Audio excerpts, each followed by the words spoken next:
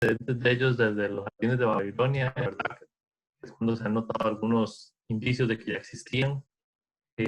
Actualmente los tenemos desde las ciudades, en campos, en donde sea, la verdad es 100% factible en cualquier techo. Vamos a ver a lo largo de la charla. Los beneficios. Los beneficios son múltiples.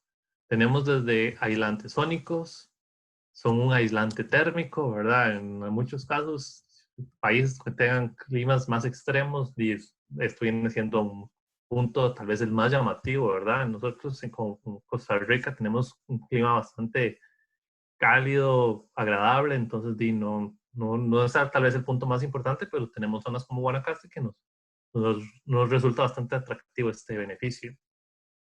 Reduce el efecto isla de calor, que más adelante vamos a poder ver un poco más de qué trata. Es un retardante de la escorrentía, es un tema bastante importante que vamos a tocar un poquito ahí adelante. Es un tema que especialmente yo toqué en mi tesis final de graduación como ingeniero civil. Y es un sistema de purificación de aire, reducen el polvo que es suspendido en la atmósfera y todo ese tipo de detalles. Uno de los beneficios es regular la humedad en el ambiente, una protección contra incendios, esto porque el techo verde por sí solo no es flamable, entonces nos da un retardo ahí cuando hay un incendio, ¿verdad? Puede resultar atractivo en algunos proyectos que tengamos algún problema con bomberos o tengamos algún producto ahí que tengamos que controlar. Tiene un efecto estético y psicológico. Bueno, para nadie es un secreto, ¿verdad? Un techo verde por sí solo es precioso, ¿verdad? Es lindo. Y psicológicamente hablando, esto nos va a traer muchos beneficios a nuestros colaboradores, o depende si es una empresa, o incluso a los vecinos, ¿verdad? Cuando nuestro techo está más bajo que el de los vecinos, ellos van a ver y psicológicamente es agradable, ¿verdad? Bueno, tiene la capacidad de cambiar lo que era una zona antes totalmente inutilizada, se vuelve una zona totalmente útil, ¿verdad? Una zona de esparcimiento, una zona de relajación. Esto es importante, ya que no todos los techos verdes pueden ser utilizados como zona de esparcimiento. Todo depende del diseño que le hagan al techo verde. Eso va a depender de los espesores. También lo vamos a ir tocando conforme vayamos avanzando en la presentación. Genera un ambiente para pequeñas especies, ¿verdad? Todo lo que son insectos voladores, abejas, ese tipo de especies, pájaros, pues ven en el techo verde un lugar donde puedan hacer uso de generar un hábitat. Bueno, son perfectos para trabajar en conjunto con sistemas de drenaje sostenible, ¿verdad? O sea, por sí solo el techo verde es un sistema de drenaje sostenible. Pero cuando me refiero a esto es como, es claro, por ejemplo, con una laguna de retardo, pero no una laguna de retardo totalmente impermeabilizada, sino una laguna de retardo que tenga absorción, ¿verdad? O incluso canales que muevan la absorción, ¿verdad? Entonces, si los mezclamos, podemos llegar a tener un sistema bastante atractivo, ¿verdad? Podemos reducir tal vez el tamaño de las lagunas de retardo o los canales de absorción, ¿verdad? Porque lo estamos mezclando con un sistema de techo verde que nos va a retardar la escorrentía y nos ayuda a mejorar. Un techo verde al trabajar con un sistema fotovoltaico puede mejorar hasta un 8% la producción de los paneles. Esto es un estudio que se ha venido saliendo en los últimos años, es bastante nuevo el análisis. Un, un panel fotovoltaico necesita la luz solar, evidentemente, para trabajar, pero tiene sus desventajas. Al tener la luz solar se va a calentar. El panel fotovoltaico, al calentarse, reduce su rendimiento. El techo verde, al estar rodeado de techo verde, nos genera un ambiente más fresco, lo cual reduce la temperatura del panel fotovoltaico y por ende aumenta hasta un 8% la producción de dicho panel. Y esto nos puede resultar en un aumento de producción eléctrica impresionante, ¿verdad? Entonces, es bastante atractivo en algunos lugares donde si queremos aumentar la producción, porque son fábricas, son centros de estudio donde el consumo eléctrico es bastante alto, y si lo mezclamos con un techo verde, el análisis económico nos puede mejorar bastante, ¿verdad? Se vuelve más atractivo. Este, Esto es una curva del análisis hidrológico de un techo verde. esto fue justamente lo que se trató en la tesis de graduación, y lo que podemos ver es un análisis de cómo los distintos espesores y los distintos caudales de lluvia, este fue el análisis especialmente para 2 pulgadas de espesor de medio crecimiento, cuál es el comportamiento y el retardo de la escorrentía a la llegada a lo que son los sistemas de drenaje convencional, ¿verdad? Entonces aquí podemos ver los distintos caudales, a 200 milímetros por hora, 300, hasta 350 milímetros por hora.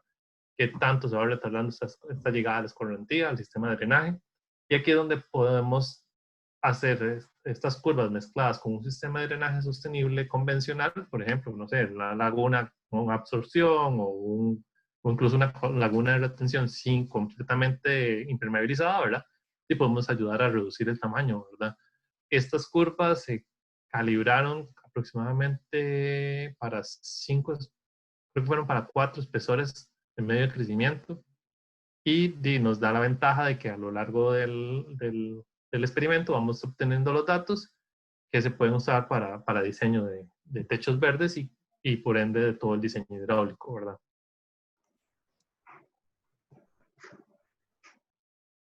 Este es un video que luego se los vamos a pasar, no se puede ver desde aquí. Ah, no, es que pues, cambiamos a Zoom, entonces ahora sí lo podemos ver. Es un video que explica qué es el sistema de isla de calor.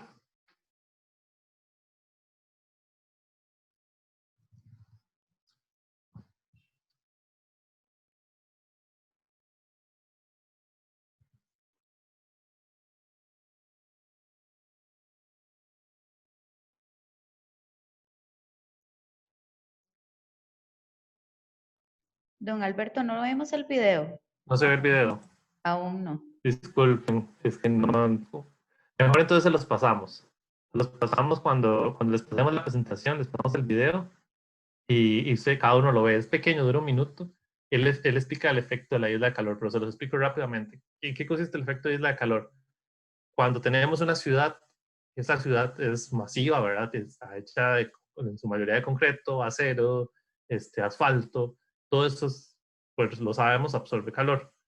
Durante las noches ese calor empieza a ser liberado, pero la tasa de liberación de calor es más baja en comparación con la tasa de absorción.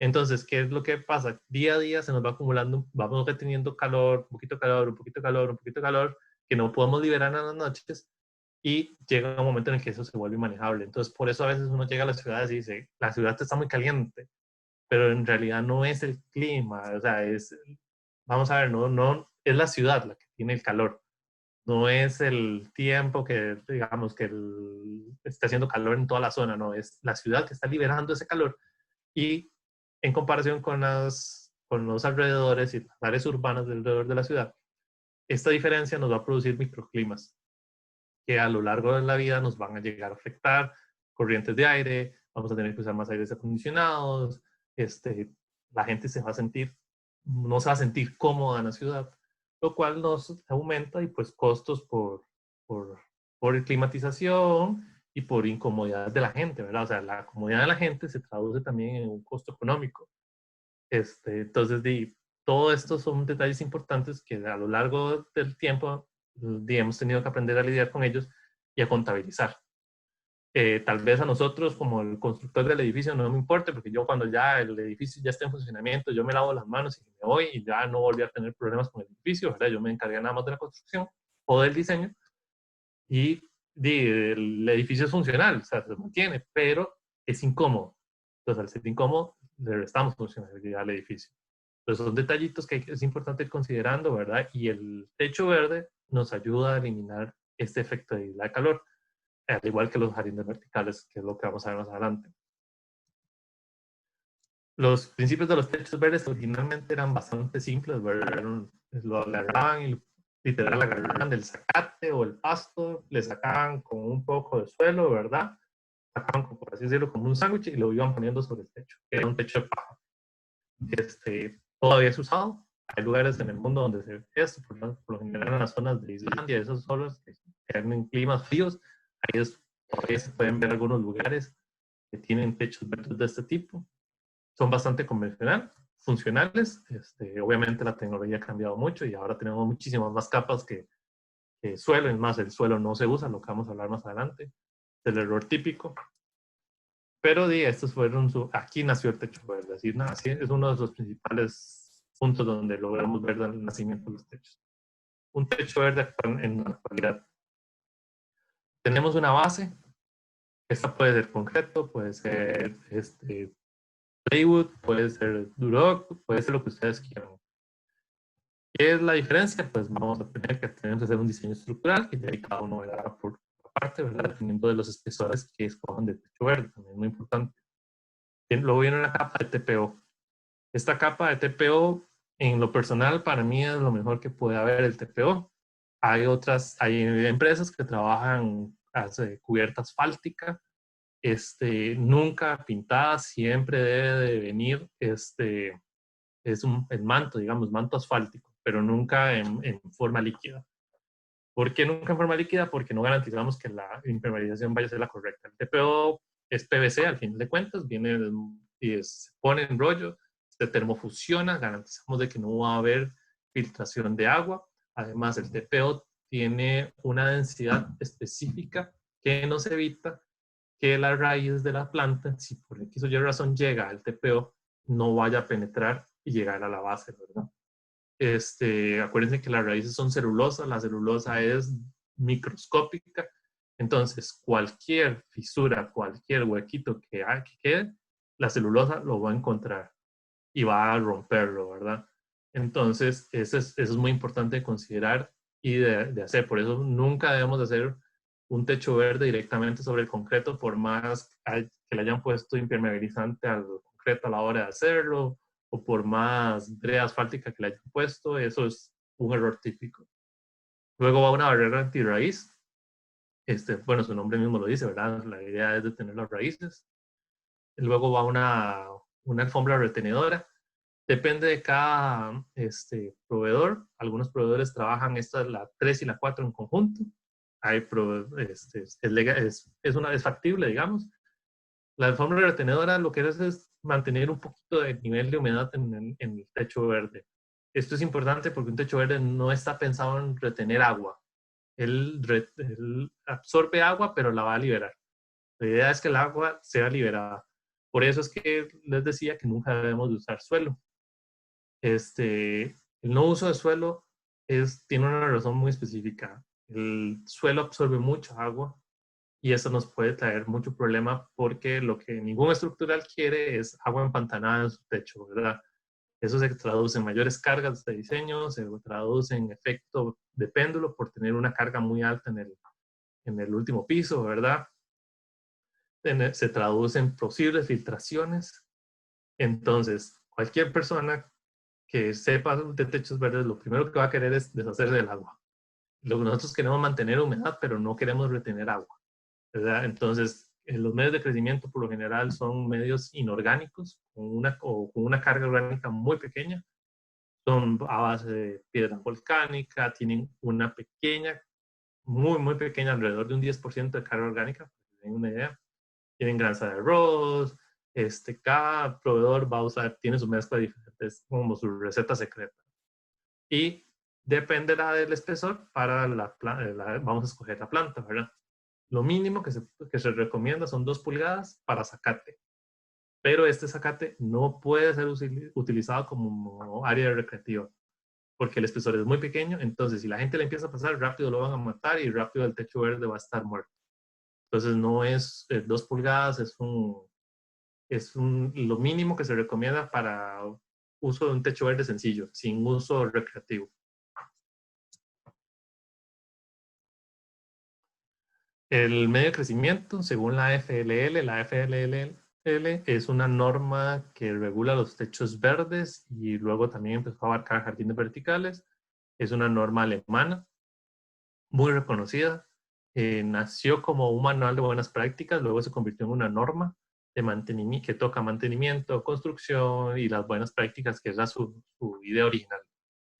Ellos establecen que los medios de crecimiento se categorizan en en estos puntos: granometría, contenido de carga orgánica, los niveles de pH, contenido de aire, contenido de sal, El contenido de sal es muy importante porque la sal en altas concentraciones afecta a las plantas. Entonces es importante mantener ahí un control importante del contenido de sal y la permeabilidad del agua. Entonces, esos son como los puntos que hay que analizar para poder analizar y clasificar un medio de crecimiento. Luego está lo que es la capa de textil, lo que nos permite es, bueno, dividir las capas vamos a ver, el geotextil en este caso es la barrera antirraíz. Entonces, nos mantiene las partículas finas separadas de las capas entre distintos, digamos, entre lo que sería la forma retenedora y el TPO. Nos ayuda, bueno, a drenar, permite que el agua se vaya, que mantenemos las partículas finas donde las queremos, ¿verdad? Que es en el techo verde, no queremos que se nos vayan al drenaje. Nos lo podemos usar como un refuerzo. Eso es principalmente cuando tenemos techos verdes que tienen una inclinación muy pronunciada. En ese caso vamos a tener un mayor lavado de finos, entonces tenemos que recurrir a geotextiles internos dentro del techo verde que nos van a ayudar a mantener los finos y la estabilidad del techo. Bueno, nos brindan una protección, ¿verdad? Porque nos evitan que aquellos medios que puedan perforar la membrana, en este caso el TPO, sea perforado, ¿verdad? O se desgaste. Las normas y organizaciones actuales que existen, bueno, la que ya les mencionaba, la FLL, que nació como una norma de buenas prácticas y ahora es una guía para la planeación, construcción y mantenimiento de los techos verdes. Luego está el GRSHC, que es una organización principalmente de Estados Unidos, muy grande. Ellos abarcan techos verdes y jardines verticales. Tienen incluso actualmente tienen una certificación. Si alguno se quiere certificar, pueden meterse. Uno se estudia, hace un examen y se certifica como profesional acreditado para techos verdes. Ellos solo acreditan techos verdes, no acreditan jardines verticales. Y los techos, bueno, la clasificación de los techos verdes. Están los extensivos, que son de un espesor de medio crecimiento muy bajo. Van desde los 2 centímetros hasta los 15 centímetros. Estos techos por lo general no son recreativos. Son techos que se usan decorativos, que se usan para aislante. Tienen todos los beneficios, pero no se puede parar uno en ellos, ¿verdad? Excepto para mantenimientos. Los beneficios, bueno, requieren poco mantenimiento, son cubiertas, por lo general tienen musgos, tienen pastos, tienen suculentas, son techos que funcionan bastante bien. En algunos lugares, por ejemplo, donde la normativa nos exige hacer un techo verde, en Costa Rica tenemos algunos lugares, la normativa nacional no lo dice, pero la de la zona sí. Ahora lo vamos a ver, principalmente es en Papagayo, que es un área y es estatal, pero se da en concesión y al gobierno les exige poner un techo verde. Luego están los intensivos, ¿verdad? Que poseen un mayor medio de crecimiento, 20 centímetros, 1 metro. ¿Cuáles son las ventajas? Bueno, pues nos permiten poner arbustos, ya. No solo zacate, no solo cositas pequeñitas, sino que ya nos permiten sembrar plantas de un mayor tamaño, ¿verdad? Pueden ser plantas de 20, 30, hasta 40 centímetros, incluso más, ¿verdad? Tienen un mayor mantenimiento. Hay que nutrirlos más, hay que podarlos más, entre más espesor tengamos, mayor mala hierba y ese tipo de cosas, ¿verdad? Y bueno, y también tiene sus desventajas desde el punto de vista estructural, tiene más peso. Los semi-intensivos son cubiertas de un tamaño intermedio, ¿verdad? Estos son principalmente alrededor de los 20 centímetros, nos permiten arbustos pequeños y pastos, y sí que permiten la recreación. Y hay una mezcla de ambos. Antes de pasar a la parte de sustratos, hay una mezcla de ambos que simplemente son techos verdes que en algunas zonas son pequeñitos, en otras zonas donde queremos sembrar un árbol hacemos una bóveda, que simplemente es una estructura con mayor profundidad, que nos permite que las raíces del árbol o del arbusto que queremos poner en esa zona, o la palmera incluso, tengan de dónde agarrarse y de dónde crecer, ¿verdad? El punto de los sustratos, ¿verdad? Bueno, la mano izquierda de ustedes van a ver, esta es específicamente la tesis de graduación mía. Como podrán ver, hay mucho punto blanco y eso es piedra pómez. Este sustrato fue proveído por uno de los proveedores nacionales que patrocinó la tesis, y en este caso él trabaja con mucha piedra pómez. Hay granza de arroz, hay fibra de coco, hay otras mezclas, ¿verdad? Que este proveedor utiliza. Y aquí abajo, esto negro que vemos es la alfombra retenedora, que simplemente es como una alfombra que tiene unas copitas muy, muy chiquititas. Ellas retienen un poquito de humedad pero es lo suficiente para que el techo verde sobreviva. A mano derecha, pues tienen ya un ejemplo más del mercado internacional, digamos, donde se ve que es muy similar. Este sí tiene mucha más piedra volcánica. Esto rojo que se ve aquí en el techo es mucha piedra volcánica. Entonces es válido, son distintos métodos, ¿verdad? Cada producto es suyo. Y luego están algunos métodos que han salido últimamente, por ejemplo, este tejado extensivo, que es totalmente móvil. Son paneles, cada panel tiene para 8 plantas y usted pone y quita donde se quiera. Incluso los usan sobre tejados con lámina de zinc ondulada normal. No requiere un techo, una losa, por así decirlo. Por ejemplo, en este caso lo pueden ver aquí sobre una lámina de zinc común y corriente. Ventajas es principalmente estético, ¿verdad? Reduce calor y todo eso, y el peso es considerablemente mucho menor de un techo verde estándar. Experiencias en Costa Rica, como les decía, tenemos bastantes techos, ¿verdad? Esta foto es específicamente en Papagayo. Hace unos 8 meses estuvimos haciendo un trabajo en una casa de la par. El techo verde está exactamente como ustedes lo ven en la foto, ¿verdad? Un techo verde que no tiene recreación, simplemente es un techo verde para cumplir con la reglamentación nacional de la zona. Exigen un techo verde. Este es en la zona de Samara, si no me equivoco. Es bastante viejo, la verdad, ya tiene como unos 6 años de haberse construido. Y luego tenemos algunos techos verdes, que no sé, la gente no sabe que son techos verdes, pero son, por ejemplo, la rotonda de las garantías sociales, donde se ocurre el mayor error típico que podemos ver en el país. Y es el uso de suelo orgánico. Y impermeabilización no adecuada. En este lugar los casos de impermeabilización debería ser asfáltica, líquida, y usar un suelo orgánico. Los contras, digo, pues el peso con las lluvias que hemos tenido en estos días es impresionante en esa zona, ¿verdad?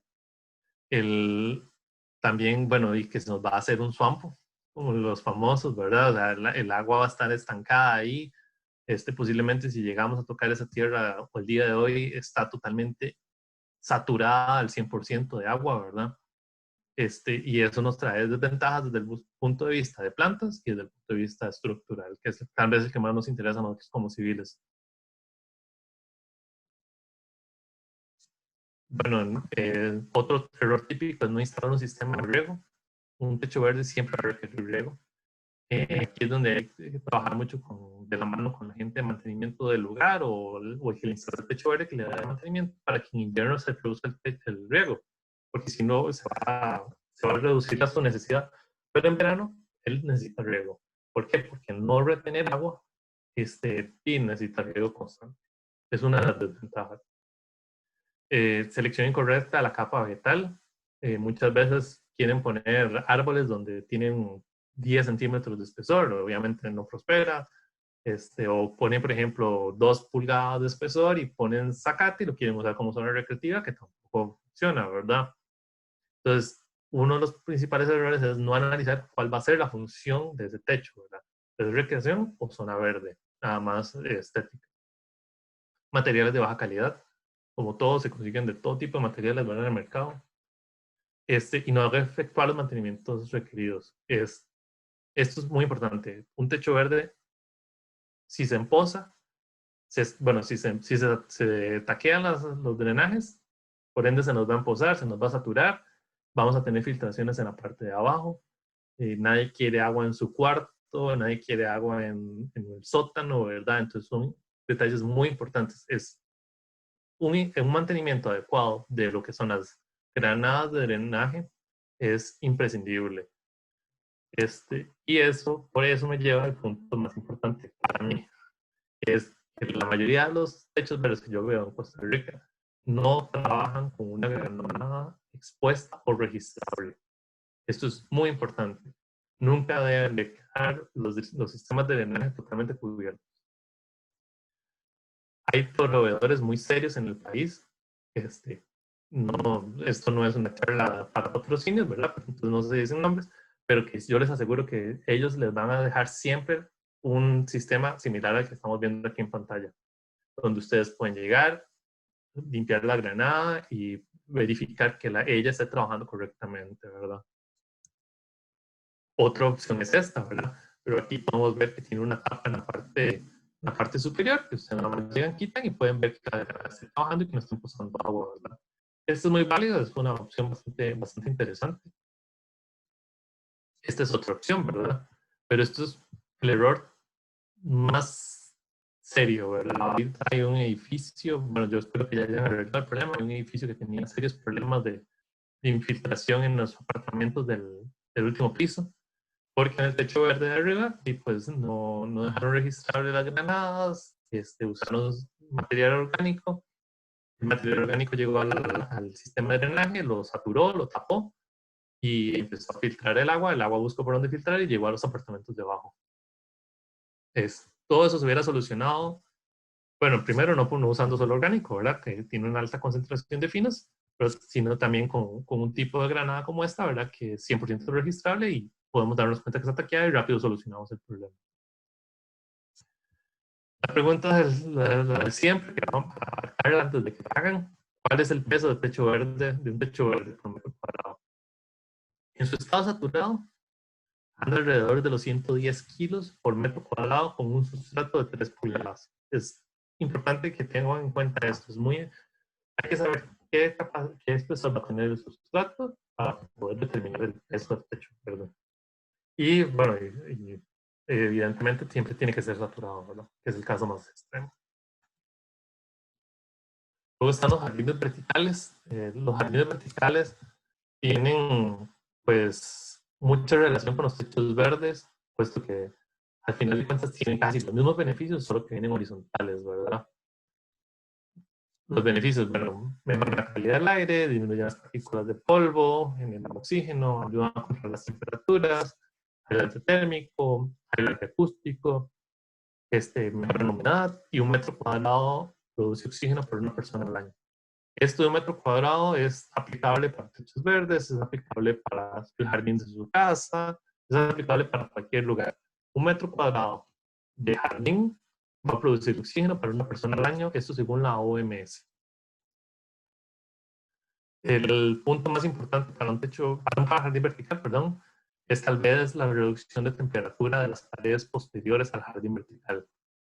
Este es un estudio, aquí está una gráfica donde si analizamos bien, podemos llegar a la conclusión de que un jardín vertical reduce alrededor de 6 grados la temperatura de la pared posterior. Si estamos hablando de un data center que tiene que estar a 15 grados o menos, y reducir la temperatura de las paredes nos va a reducir la carga eléctrica, aire acondicionado y bueno, ya podemos seguir hablando ahora de todos los beneficios que serían ese tipo de lugares, ¿verdad? Igual de un techo verde. Entonces, los techos verdes y los jardines verticales en ese aspecto son súper buenos. Si lo comparamos con una enredadera común y corriente, esta solo puede reducir alrededor de 3 grados. Entonces, y ahí es una diferencia sustancial, ¿verdad? Evidentemente, los costos de una enredadera son mucho, pero mucho inferiores a los de jardín vertical, pero la enredadera tampoco te da garantía de que vaya a suplir al 100% como si lo podríamos tener en un jardín vertical. Técnicas, bueno, están desde la casera, ¿verdad? Esta que todo el mundo hace, que cualquiera puede hacer, ¿verdad? Que es súper válida, ¿verdad? Que incluso ahorita en estos días de cuarentena he visto muchos amigos míos me han preguntado, me han consultado cómo poder hacer su jardín vertical de este tipo, ¿verdad? Desventajas, que tiene un mayor mantenimiento, pero si es para una casa es válido, ¿verdad? Y no dejan de ser un beneficio. Luego están los que son de macetas. Un segundo. Este es el que tal vez el más típico que se consigue en Costa Rica, que ya, tal vez muchos ya lo han visto. Hay otros que son autosoportables, ¿verdad? Ellas mismas vienen una maceta sobre la otra, ¿verdad? Ya es más grande, esta va sobre una malla electrosoldada. Tienen sus beneficios y sus contras, ¿verdad? El pro es, bueno, fácil de instalación, ¿verdad? Eh, Pueden llegar preplantados, yo puedo llevar esto al sitio donde voy a poner el jardín, ya con la planta aquí puesta y listo. Son móviles, la puedo quitar y la puedo poner en otro lugar. Tienen sus contras, que son los altos costos de mantenimiento, un alto índice de mortalidad de plantas. Esto es muy importante. Me he topado con muchos clientes, los jardines verticales son casi mi especialidad. Me he topado con muchos clientes que llegan y me dicen, los jardines verticales no funcionan porque las plantas se mueren. Tengo un año de tener este jardín y lo he plantado 5 veces, 6 veces. Ese es un problema de este tipo de jardines. Tiene un alto índice de mortalidad. Sistemas de riego son más complejos porque yo tengo que garantizar que el agua llegue a cada macetera, ¿verdad? Versus uno de los otros que vamos a ver más adelante, que el sistema de riego es mucho más diferente. Luego está el de bolsas. Aquí tengo un panel de ejemplo, digamos. Este pues es útil, les funciona bastante bien, ¿verdad? Yo llego, pongo la planta que yo quiera aquí en la bolsa y listo. Eso lo podemos hacer atornillado. Tiene una cubierta plástica en específico, entonces lo podemos hacer atornillado en cualquier lugar y listo, plantamos. Ponemos un sistema de riego, puede ser por goteo o lo puede incluso dejar para riego manual, ahí con la manguera cada 2 días, depende del lugar, ¿verdad? Entonces es atractivo también, es otro sistema bastante válido. Su instalación es sencilla, ¿verdad? Depende del muro que tengamos, tal vez tengamos que usar algún marco estructural ahí, ¿verdad? Liviano o más grueso, todo va a depender de si es concreto o liviano que tengamos atrás, como base. Y pues se va entendiendo bastante fácil. Los Pro, bueno, fácil instalación, no requiere sistemas especializados, es ideal para jardines a pequeña escala, el mantenimiento lo puede dar cualquier persona, no tiene que ser una persona especializada. Los contras requieren el uso de sustrato, lo cual lo vuelve más pesado. Un jardín vertical hidropónico tiene más costos de mantenimiento más altos, tal vez no tan altos como este, pero si es más alto, pues tengo que estar revisando que el sustrato, que tengo que estar abonando cada plantita, ¿verdad? Cada huequito lo tengo que estar rellenando.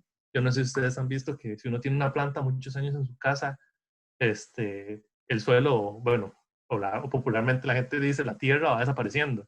Y es porque la planta lo va absorbiendo. La planta absorbe los nutrientes y entonces se va reduciendo la cantidad de tierra, de sustrato en la planta.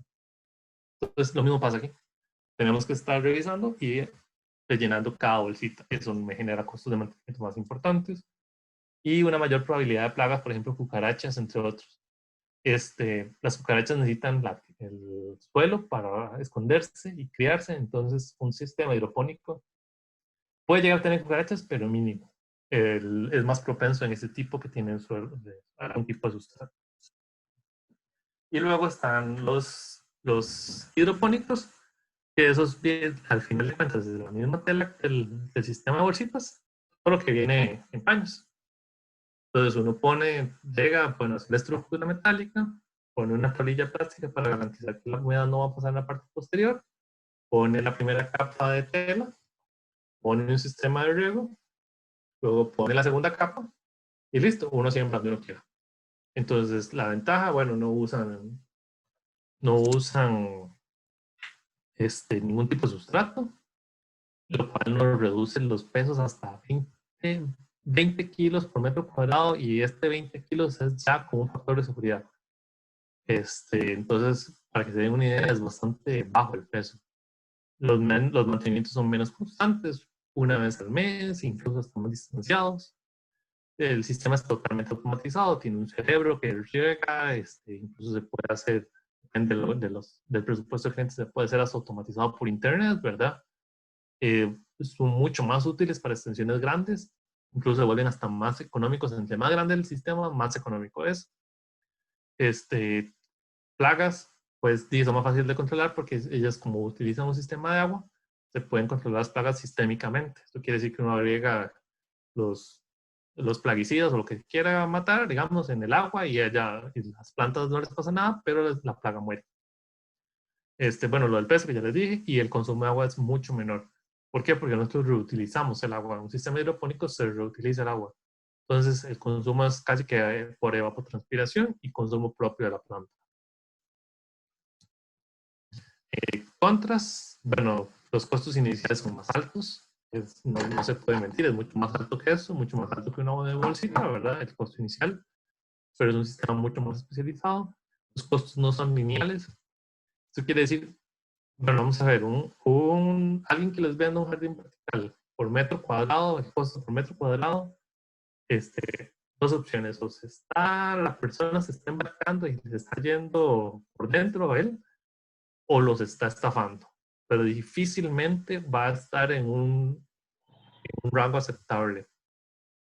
Esto por la razón de que, vamos a ver, como es un sistema que lleva su bomba y su timer, les pongo un ejemplo, un sistema que va desde los 0 metros cuadrados hasta los 50 metros cuadrados usa la misma bomba. Entonces, no es lo mismo distribuir el costo de la bomba hasta 5 metros cuadrados que hasta los 50 metros cuadrados. Entonces, el costo nunca es lineal. Cuando llegamos a los 50 metros cuadrados, por lo general tenemos que pasar de bomba y otra vez volvemos a tener el mismo problema. Empezamos con un costo alto, vamos bajando hasta llegar hasta un número de metros cuadrados y otra vez volvemos a tener un brinco. Entonces, un jardín vertical de estos, y lo ideal es cotizarlo cada proyecto por aparte, ¿verdad? Además de que, por ejemplo, el sistema de control de la bomba, ¿verdad? Ese sí es casi que el mismo para un sistema desde 0 metros hasta lo que usted quiera, ¿verdad? Y el otro contra es que el mantenimiento tiene que ser por un personal capacitado en hidroponía, agronomía, ¿verdad? Que sepan de todo lo que es medir pH, conductividad del agua, hay que saber de plagas, y eso sí se vuelve un poco más complejo. Las ventajas, bueno, es que a diferencia de un jardín de bolsitas, que ya es como pixeleado, por así decirlo, solo tienes un lugar para plantar, este tipo de jardines puedes hacer formas del tamaño que usted quiera, las dimensiones y todo, porque usted planta donde usted quiera. Pueden ser internos, tiene un techo de vidrio, pero es 100% interno. Pueden ser externos, tiene como 4 metros de altura, y pueden ver un carro que puede servir de referencia, incluso tiene más de 4 metros de altura. Este es como el icono está en Guadalajara. Son unos baños adentro que no tienen ni calefacción ni aire acondicionado, y Guadalajara puede tener una época muy, muy caliente y una época con un frío importante. Y los baños siempre mantienen un clima bastante agradable, porque sus 4 paredes están pobladas. Pueden ser internos, pueden ser externos. Esta es una mezcla, bueno, pastos, suculentas, ¿verdad? Entonces, esos son muy maleables, por así decirlo. O sea, no los puede diseñar al 100% gusto de uno, ¿verdad? Bueno, este es con suculentas. Este es bastante largo, caso bastante particular, ¿verdad? O sea, también los costos dependerán mucho del cliente. En este cliente, por ejemplo, un costo bastante alto porque no quiso poner las bombas ni los tanques de agua en el nivel 0, sino que mandó el tanque y la bomba al nivel -3 del sótano. Entonces tiene bombas de 8 caballos de fuerza, muy exageradas para el proyecto, pero al cliente querer mandar el tanque a ese punto, y pues hay que recurrir a ese tipo de cosas. El de la derecha, pues podemos ver un jardín vertical, que es lo más que está como de moda, que son los pastos. Pueden usarse para publicidad en zonas públicas. Así se ve un jardín vertical antes de sembrar. Totalmente, como pueden ver aquí hay 2 líneas de riego, una parte superior, otra en la mitad. No tiene ningún hueco, uno simplemente siembra donde uno quiera, lleva una canoa con su sistema de retorno al tanque, y al final esa canoa se tapa. Y así se ve recién plantado. Incluso, bueno, aquí pueden ver que falta todavía una zona de plantar. Ya la canoa está tapada y todo, y él empieza a crecer. 100% interno, autosoportables. Esta es una estructura que tiene caras por ambos lados de jardín vertical. Simplemente es una mampara para dividir zonas. Ese es un jardín, ese fue el primer jardín que hice yo en Costa Rica. Ahí tenía un día de plantado, una semana de plantado, y así se ve 6 meses después de plantado. Este jardín ya tiene alrededor de 5 años, 6 años más o menos. Este también, así se ve recién plantado. De ahí tiene como aproximadamente unas 2, 3 semanas de plantado. Y así se ve 7, 8 meses después de plantado. Y bueno, incluso a este le estábamos dando mantenimiento ayer. Ustedes lo pueden ir a ver y se ve exactamente igual. Mucho más grande, eso sí. Este es tal vez el jardín más caro que se ha hecho, que he hecho yo en lo personal por metro cuadrado. Por eso es que les digo, porque es muy pequeño, pero si lo pueden ver es totalmente sobrepuesto sobre una pared, entonces es como un molde, tiene su sistema de riego, tiene que tener un sistema abajo para canalizar todo el agua del retorno al tanque, entonces eso lo hace caro. Por eso cada proyecto hay que cotizarlo por aparte, es mi recomendación personal. Este es por Sabana, bueno, en Amazon, totalmente de suculentos, ¿verdad?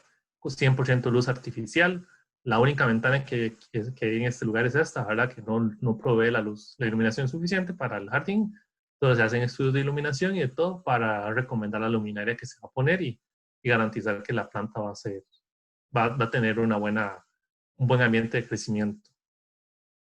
Ese es en el mismo lugar, es 100% con luz artificial, incluso más largo. Este jardín está, bueno, está a la izquierda, que la que vimos anteriormente está a la derecha de este, entonces está mucho más largo aún de las ventanas. Eso es todo, la verdad, por hasta el momento. No sé si alguien tiene alguna duda o algo así. No sé cómo vamos a manejar las dudas, Carol. Sí, la gente puede colocarla, por favor, en el chat y yo se las voy a ir leyendo a ustedes. En este momento solamente hay una de don Ricardo. ¿Cuánto era el peso ideal por metro cuadrado de un techo verde? Y don Alberto, mientras la gente escribe las consultas en el chat, yo voy a pasar la encuesta para que de una vez Perfecto. aprovechemos y la realicemos por acá. Ok, el peso de techo verde está en 110 kilogramos por metro cuadrado, pero eso es un techo verde de 3 pulgadas. Es muy importante, ¿verdad? Esto es crucial, son 3 pulgadas de sustrato. Si el techo verde es este, más grueso, pues aumenta el peso. Entonces es muy importante que cuando ustedes vayan a hacer un techo verde, busquen a los proveedores y hablen con un proveedor y digan, bueno, yo quiero un techo verde para un árbol, o quiero un techo verde para esparcimiento, o solo lo quiero para que se vea bonito. Entonces, dependiendo de eso, el proveedor les va a dar una recomendación y les va a dar un peso, ¿verdad? Aprovecho la pregunta para decirles el error típico. Bueno, yo estoy en ambos lados, ¿verdad? Yo soy ingeniero civil, pero también tengo una empresa que provee jardines verticales. En mi caso, por el momento solo proveemos jardines verticales. ¿Qué es el detalle que hemos visto y que le hemos compartido e incluso le hemos hablado con la competencia y todo? Es que todo el mundo nos llama cuando ya van a terminar el proyecto, cuando ya están en etapa final. Entonces llegamos y es infinidad de problemas. Que no pensaron en el peso, que no pensaron en las dimensiones, que el cliente quería árboles y el techo no soporta árboles, que el cliente quería un jardín vertical acá y no dejar una provista de agua ni el drenaje. O sea, es un problema muy grande. O que tenemos una pared liviana y entonces es demasiado liviana, entonces el cliente quería fijarse directamente, no, tenemos que hacer una estructura para soportar para la pared verde porque esta pared no lo va a soportar. Entonces, es muy importante que no consideren este tipo de soluciones hasta el final, sino que la integren desde un inicio en el diseño y a la hora de empezar la construcción también, o sea, no se esperen hasta el final para llamar a su proveedor y decirle, bueno, ahora sí quiero jardín. No, o sea, intégrenlos desde un inicio para que se consideren todos esos puntos que sí, en etapas constructivas son casi que gratis o regalados porque el costo es muy pequeño y luego tenemos que recurrir a costos mucho mayores por hacer reparaciones. Tenemos una de don Mario John. Buenas tardes, ¿funciona para huertas? Sí, sí funciona para huertas. El detalle que yo les advierto a todos los clientes que me han dicho huertas es el mantenimiento. Si ya tenemos un costo de mantenimiento, el mantenimiento para huertas, sea cual sea el sistema, tienen que considerar que es mayor, porque las plantas comestibles tienen una vida útil menor, por lo cual nos va a requerir que haya que hacer un cambio más periódico de plantas, ¿verdad? Una planta de chile tiene una vida útil de, no sé, de 6 meses, dio los chiles y luego de eso ya no va a dar más, entonces hay que quitarla y volver a sembrar otra. Carolina Castro pregunta, en lugares donde el clima es bastante caliente, ¿qué tipo de plantas recomienda? Hay que hacer un análisis, vamos a ver si el lugar es caliente, por ejemplo, y le pega muchos y le pega buen sol, yo por ejemplo pondría, no sé, suculentas, pero sí hay que analizar cada proyecto por separado para ver cuántas horas de sol le pega, porque no solo que sea caliente, si el lugar es caliente, muchas veces se controla con más riegos, con riegos más periódicos. Si el lugar adicional al calor tiene sol, entonces ya ahí tenemos que variar la situación. Hay que hacer un análisis bastante importante. Actualmente nosotros tenemos uno en Guanacaste. Mm, Vamos a ver. No sé, es que si ustedes. Bueno, no, nosotros tenemos uno ahorita en Guanacaste, es que no sé dónde tengo fotos. La semana pasada fueron los compañeros de mantenimiento. Son plantas que podríamos tener en cualquier jardín aquí en San José y el jardín está súper bien. ¿Cómo está controlado? Puro riego. Pero ahí no tenemos sol. Tenemos mucha claridad, pero nunca sol directo. Entonces, eso dependerá, como les digo, de cada proyecto. Ami Sosa pregunta con respecto al techo verde, ¿este solamente se puede construir en losa? ¿No se puede construir en láminas de techo? Sí se puede construir en láminas de techo, pero tiene que ser un sistema modular ya, por ejemplo, como el que vimos aquí, por ejemplo, como este, que es más móvil. ¿Por qué? Porque la lámina de techo por lo general no tiene un peso tan, o sea, no soporta un peso tan alto como para un techo verde. Y además vamos a tener el problema de que tenemos que tener un cajón para que los sol, para todo lo que es los sustratos y todo ese tipo de cosas. Entonces, este tipo de sistemas que han salido últimamente nos dan esa solución. Nos dan la solución de que son sistemas móviles que pueden ponerse sobre lámina de techo común y corriente. Vanessa Mata pregunta, ¿cuál es la diferencia de la cantidad de oxígeno que genera un techo verde en comparación a jardín común de zacate ambos? No hay ninguna diferencia. Obviamente, eso es un promedio, ¿verdad? La cantidad de oxígeno que un metro cuadrado produce oxígeno para una persona al año, eso es un promedio. Hay plantas que captan más dióxido de carbono y producen más oxígeno, ¿verdad? Entonces podemos mejorar, pero ya ahí tendría que ir muy de la mano con un agrónomo y no solo un agrónomo sencillo, sino un agrónomo que se haya especializado más en el área de fotosíntesis, ¿verdad?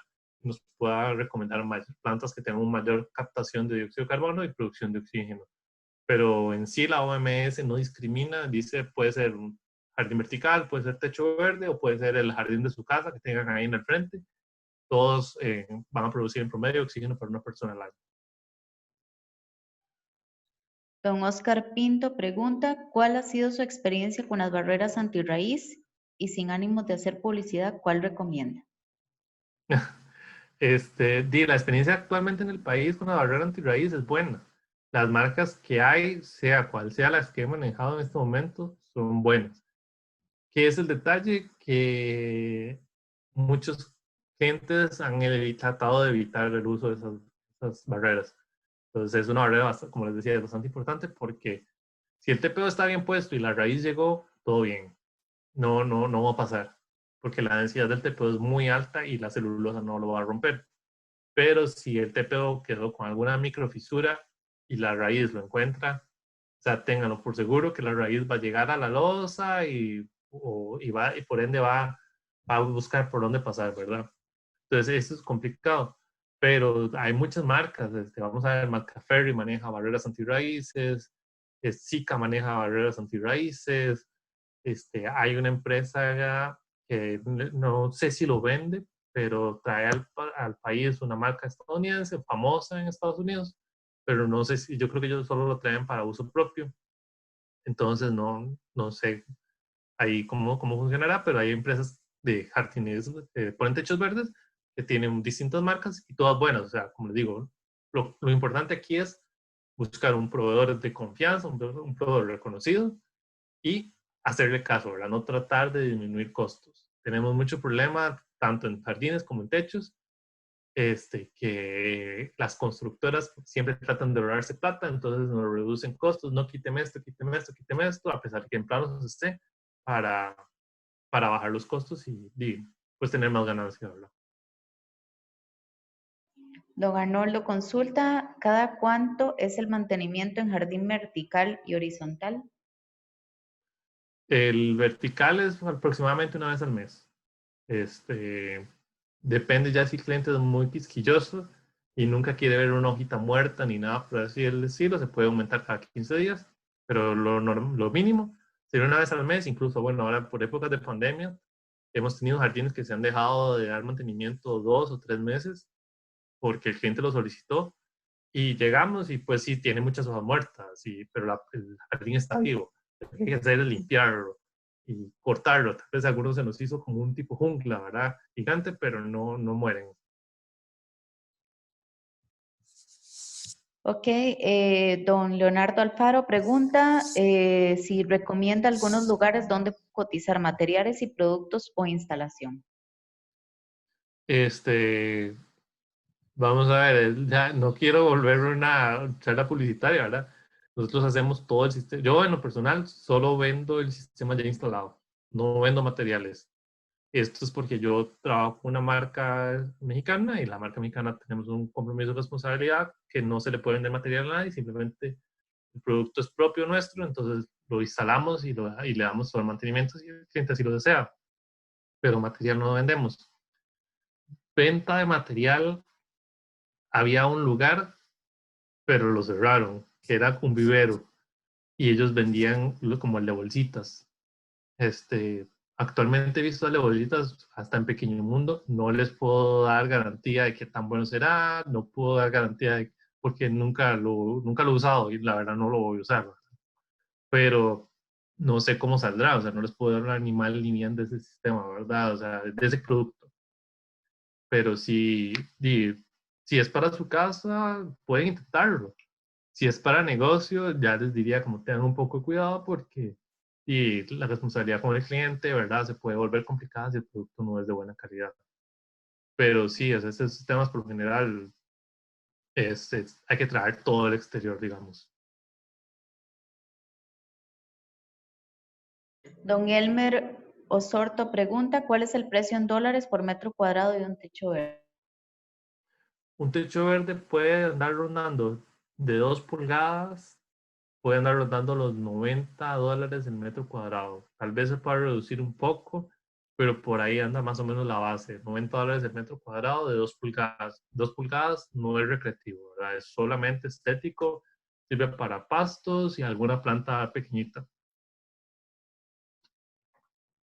Carolina Hernández pregunta, ¿existe un centro de capacitación en Centroamérica para el diseño y proceso constructivo en el techo verde? En Centroamérica que yo conozca, no. En Estados Unidos sí hay, como les decía, esa organización. Ellos tienen capacitaciones, tienen un congreso anual. Yo he asistido un par de veces. Ellos dan cursos, capacitaciones, incluso acreditación, pero Centroamérica no. No que yo sepa, por lo menos no. La gente que lo hace, que lo hemos hecho y que todo eso hemos aprendido investigando y dando capacitaciones principalmente en Estados Unidos o internamente entre lugares, gente que se ha capacitado en Europa o en Estados Unidos que nos capacita. Don Oscar Pinto pregunta, ¿cuál es la relación por metro cuadrado de drenajes para techo verde? Vamos a ver, por metro cuadrado no hay una relación, todo dependerá mucho de dónde pongan un techo verde, ¿verdad? No es lo mismo un techo verde en Guanacaste, que sí tenemos eventos hídricos bastante importantes, ¿verdad? Pero muy pocos, versus, no sé, por ejemplo, una zona como Coronado, que tienen una lluvia más constante, ¿verdad? Eh, ¿Qué es lo más ideal en este momento? Bueno, es un techo verde va a acumular la misma cantidad de agua o va a recibir la misma cantidad de agua que un techo normal.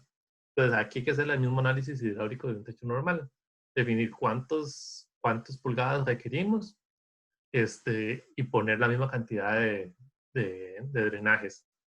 Esa cantidad de drenajes, si ustedes quieren curarse un poco en salud, yo lo que he hecho en algunos techos es multiplicarlo por, no sé, un factor de seguridad y aumentarlos un 15, un 20% más para asegurarnos.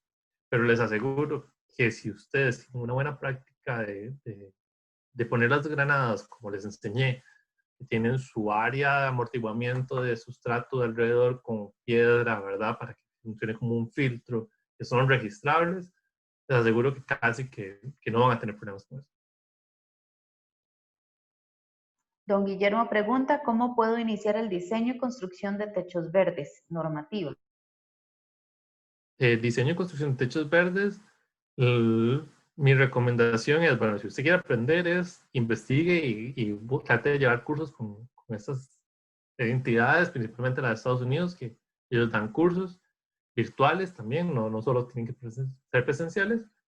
Y si no es lo que quiere aprender es usted, sino lo que quiere hacer es nada más tener capacitación para la hora del diseño básico, y puede contactar a algunos a los proveedores para que los proveedores le ayuden con cada proyecto.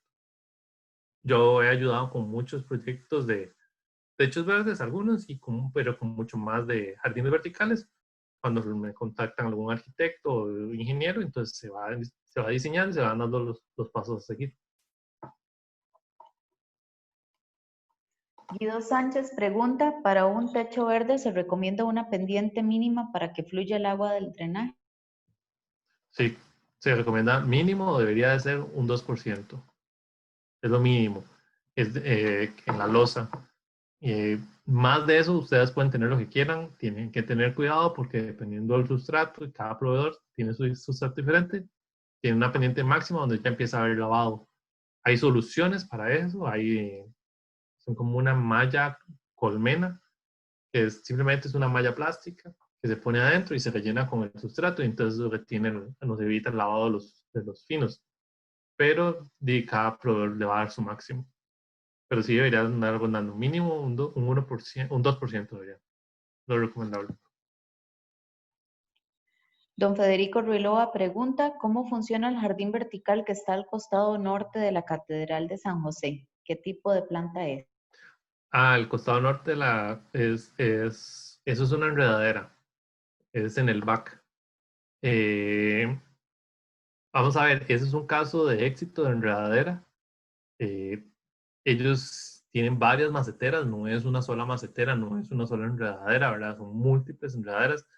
Tuvieron muchos problemas al inicio, lo lograron solventar, ¿verdad? Eh, pero sí es un caso que hay que tener cuidado. Por ejemplo, ellos lo lograron hacer porque pusieron una enredadera, tiene sus contras. Voy a explicarles. La mayoría, el 90% de las enredaderas ocupan por cada metro de crecimiento horizontal, perdón, de superficie, requieren 0.3 de crecimiento de raíz. Ahora, esos 0.3 de crecimiento de raíz no necesariamente tienen que ser directamente hacia abajo, ¿verdad? Puede ser hacia los lados.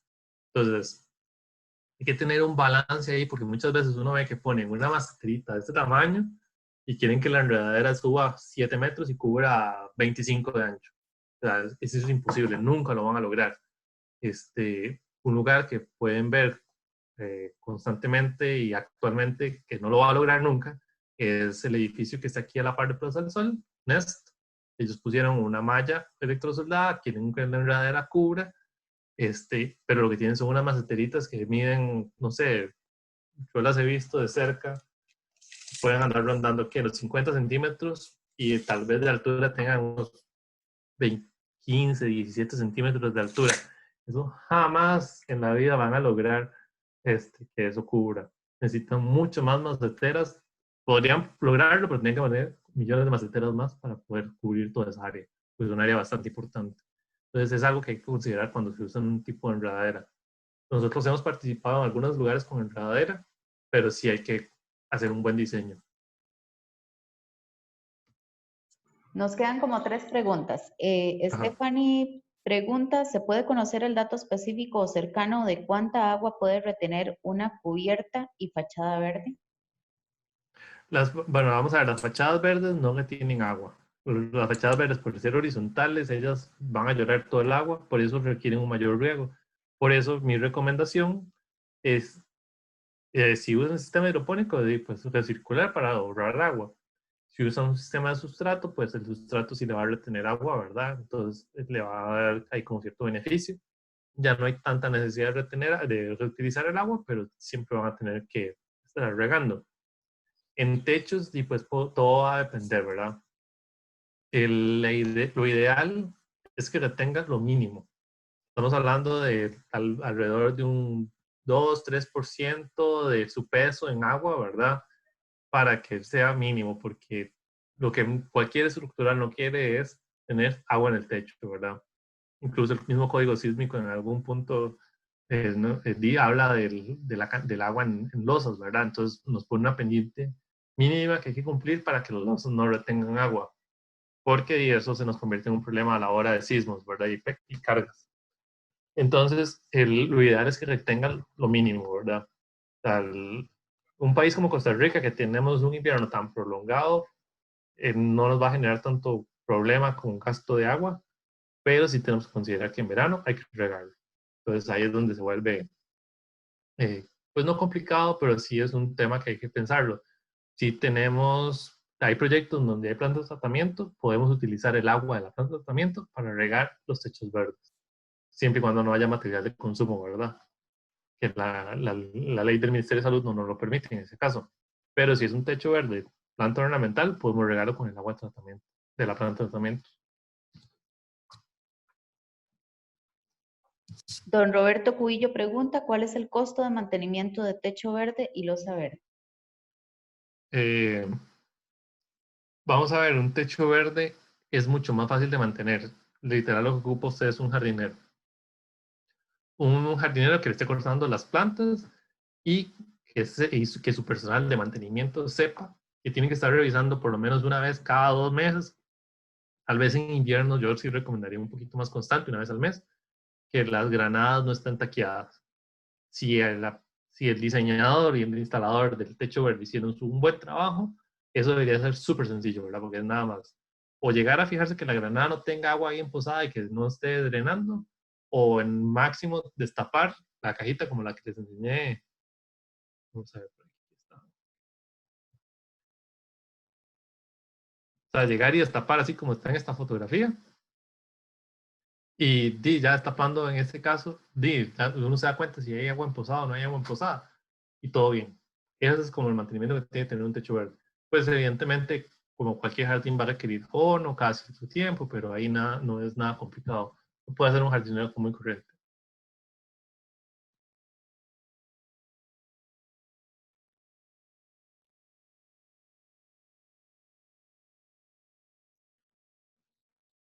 Carol. Sí, vamos a ver, Roberto Cubillo, no, ya. Daniela Barrantes, ¿el ecotejado extensivo de qué material está hecho? Ese es un producto que está hecho, es una mezcla de hules reciclados, este, y varios productos ahí. Pero sí es como, es muy liviano. Cada panel de esos pesa ya con saturado, creo que anda pesando alrededor de los 90 kilos el metro cuadrado. Yo estoy por instalar uno en un edificio que estoy construyendo ahorita. Es un techo de prueba que se va a traer a Costa Rica para instalarlo, pero sí es muy liviano en comparación con un techo verde normal, ¿verdad? Del más pequeño que tiene 110 kilos del metro cuadrado, ¿verdad? Y tomando en cuenta en este caso que es un techo verde que usted puede quitar y volver a poner. Entonces, si tiene que haber algún mantenimiento, quita mantenimiento y luego lo vuelve a subir. Entonces, se vuelve interesante en ese aspecto. Pero sí, el material es mucho de hules, sobros, creo que no sé si tiene llanta o solo suela de zapatos, tiene varias mezclas ahí. Es un sistema patentado en este caso. Y la última, Federico Rueloa pregunta, ¿qué separación es recomendable para una pared de bloques de concreto para generar una apariencia verde en la fachada? No entendí. O sea, vamos a ver, si se refiere a la separación entre la pared de bloque y el muro verde o el jardín vertical, no requiere nada de separación.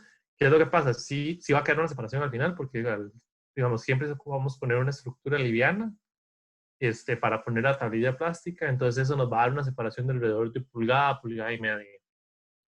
Pero no, en sí no se requiere una separación por humedad, simplemente se requiere una separación por la estructura que lleva. Pero siempre se va a garantizar que no va a haber humedad en la parte de atrás. Y nos están pidiendo compartir su contacto, don Alberto. Como esto queda ¿Sí? grabado para la gente que no pudo participar, podría decirlo por medio del micrófono y también escribirlo en el chat para que les quede a ellos. Bueno, ¿dónde entró el chat? Aquí ya vi chat. Bueno, lo voy a escribir aquí. Mi contacto es, bueno, les regalo mi número de teléfono, es el 8864-4331. Por favor, solo un horario de oficina, ¿verdad? Porque también es mi teléfono personal, pero con gusto yo les ayudo, les respondo las preguntas que tengan, siempre en horario de oficina. Y les regalo mi mail es alberto@plantica, como planta tica, planticacr.com. Y igual se los estoy escribiendo en el chat.